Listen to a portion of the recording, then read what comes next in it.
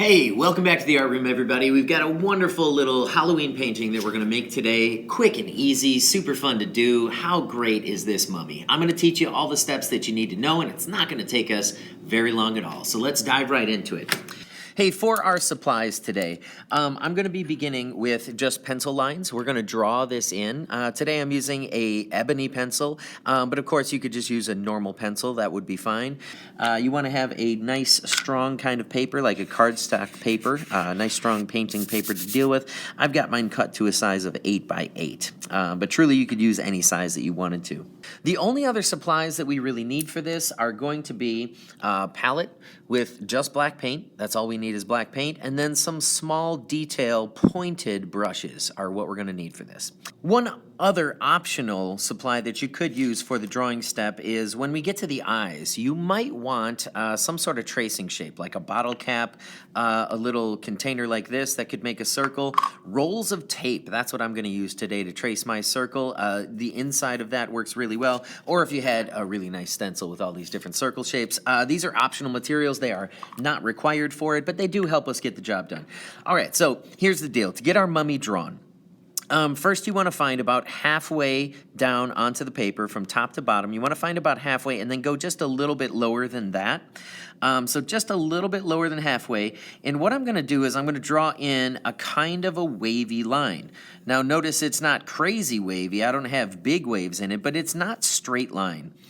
Now, just below that, I'm going to add in another line, and this line right here, I want it to go parallel to what happens here. So exactly the same moves here. I'm going to try to match that and draw my line to be in parallel. Now, the reason why I'm looking for parallel is because this is a wrapping bandage on our mummy. So we've got our first one in there.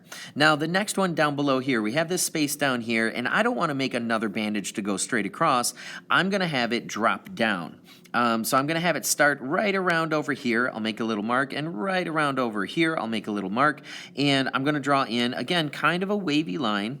And just draw that in there. So now we have a bandage that goes across there, and now we start to see them coming across this way. Now, it doesn't matter too much about how far apart you put these, okay? No big deal, but we are going to keep this in mind as we move forward and draw the top. Now, for the top, we had a down diagonal this way. I'm going to take one and draw one up across this way now. And again, I like to kind of mark my spots and where I'm headed to, so I'm going to go a little bit above my first line that I drew, and I want it to end a little bit below the corner of this line here. And so I'm going to kind of connect the dots, and I want to get a kind of a wavy line to run across that way. And there we go, we've got it. Now, the here. This is the width of our bandages, and the reason why that's it doesn't matter, it's not right or wrong how far apart you put them, but I'm going to use this to casually measure because up here, I want to have a parallel bandage line over here. So I'm going to make a little mark here. That's about how far apart I want it. And I want to go parallel to this line. So I'm going to let this one come down a little bit, go up a little bit like that one does, go down a little bit, and then just be done with it. So we've got that bandage there. Now I'm going to add in one more bandage on here, and I'm going to have this one come up this way. I want it to start right about the middle of the paper, so from left to right about the middle of the paper, and then I'm going to have it come down right over here. So again, kind of this wavy line. And we've got it. Now, finally, I want to see if I have enough space to draw the other side of this bandage. So I'm going to casually measure again, put this up here. It looks like I do have enough room to see a little bit of that line. You may or may not have room for that line right there. Now, I have my bandages done. Now, the bandages, we are going to paint those in a moment, but what we want to get now are the eyes for it. Okay, now for the eyes, again, you can use a tracing shape. For this size, on this size piece of paper, I really like to use this roll of tape, use the inside of it. So what I'm going to do is I'm going to set my roll of tape right here towards the left side of the paper, and what I want to trace then is the lines that go in between the bandages.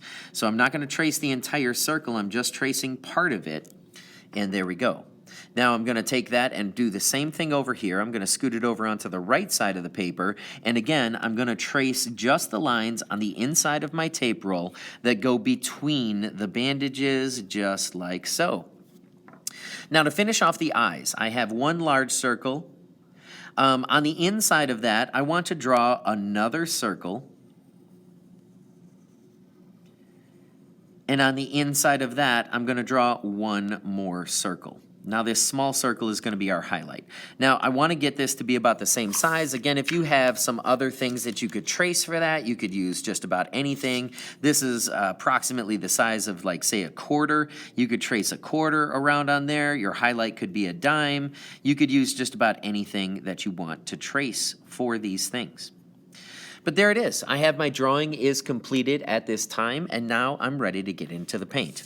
Okay, so we'll get the paints moved over here. Again, I've got two different size brushes here. I've got, both of them are pointed to get nice details done, and you just need a tiny touch of black paint to get this done.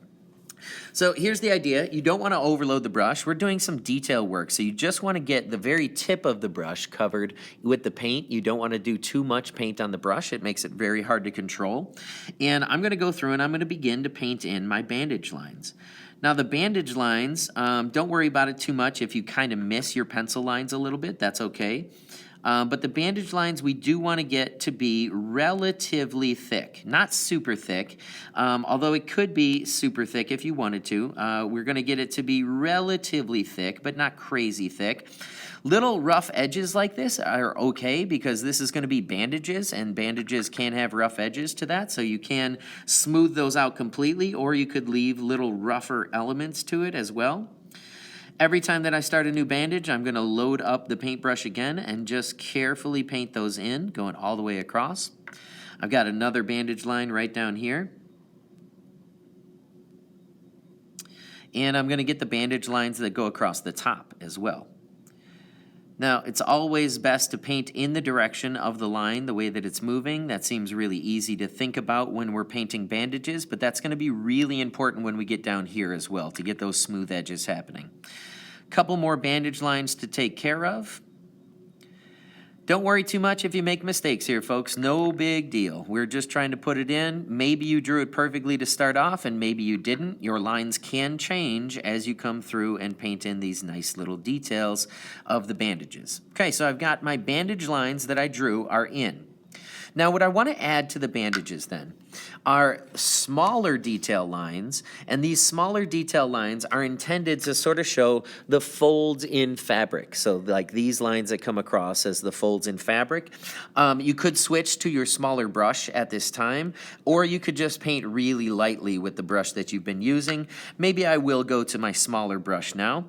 I'm going to get just a little bit of paint on it, and we're going to add in just these sort of smaller detail lines. These lines also run parallel to the edges of the bandages. These lines, you can add in tons of them. You could add in very few of them. I tend to like it when we see them very faintly in there. You want to make sure that you're catching the edges of the paper on occasion as well. And we're going to just add these little detail lines in on all of the bandages. So all the way across, we're going to add all of these in. It's just a neat little detail to add in, again, seeing folds into the bandages themselves. So I've got a few more to set in here. I'm going to move up here, again, running parallel to the lines that I added in. These lines could be thick or thin. If you make a mistake and get black paint somewhere that you didn't want it to be, a great way to fix that or solve that is just make a little fold in the fabric and just paint that in there. So if you make any mistakes, just add an extra fold to your fabric. And I've got my bandages done. So now let's get into the eyes. Now the eyes, we are going to have a lot of black that takes place in the eyes. We're going to paint this entire area here and here and here is all black. And for the eyes, I'll have you notice the large circle is white, the medium circle is black, and the small circle is white. So it's just a little bit of careful painting that we want to get in and do here. Now again, painting in the direction that the lines go, I'm going to start off by painting the edges of the eyes. And I'm going to paint in the direction that the line goes to try to give me nice smooth edges to get that done. There we go, that looks good. Now over here, painting this edge, just being very, very careful about getting that in. Very nice. On this side, same idea. We're going to paint right along the edge of the pencil. You definitely want to try to cover the pencil if possible, but if some pencil lines show through, that is not a problem at all. Okay, so I have the boundaries done there. Now it's just a matter of filling in. So just carefully going through. If you put the paint on very, very thick, it's going to take a little bit longer to dry, but this painting should not take too long to dry at all. I'm using tempera paint today, but this could very easily be done with acrylic paints. This could also be done with watercolor if you were interested, although I'd probably recommend tempera or acrylic paints to get this done. This might be a really great painting to put on a canvas if you wanted to do a canvas. And I really like the square format for this painting, but you could do this on a rectangle. It doesn't matter. You could put this with any kind of size that you wanted to. There we go. We've got the insides of the wrapping. The space around the eyes are painted in. So now it's time to get the medium circles painted in black. So I'm going to get in and very, very carefully go around and paint around the outside here. Again, I want to paint the edges of things first, and then I'll just fill it all in black. I'm going to carefully get around. I want to leave this small circle in here as white. It's going to be a little highlight in the mummy's eyes. And this eye here, I feel like I drew this one a little bit smaller, so I'm going to go a little bit out of bounds on the line that I had just to make this eye a little bit bigger. This is the kind of thing that I'm telling you. You can fix some of your drawing while you paint, or obviously you could just erase your lines and try to redraw it before you paint these in. If you lose your small circle, you could always go back and just paint that back in white. That would be no problem. You could just layer up on it and put it in white. Hey, also feel free to add your own creativity into this. You can do all kinds of things, like my student here that was adding a mouth to their zombie.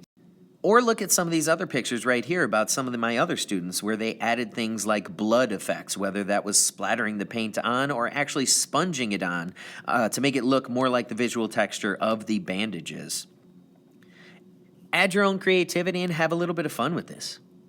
Hey, I really like painting this painting. I'm glad that you were here to join me with it. And if you're looking for more, just check out some other videos. I've got some other ones posted for some other cute Halloween decorations. Thanks for joining me today, folks. I hope you had fun. I had a blast joining you. I'll see you next time.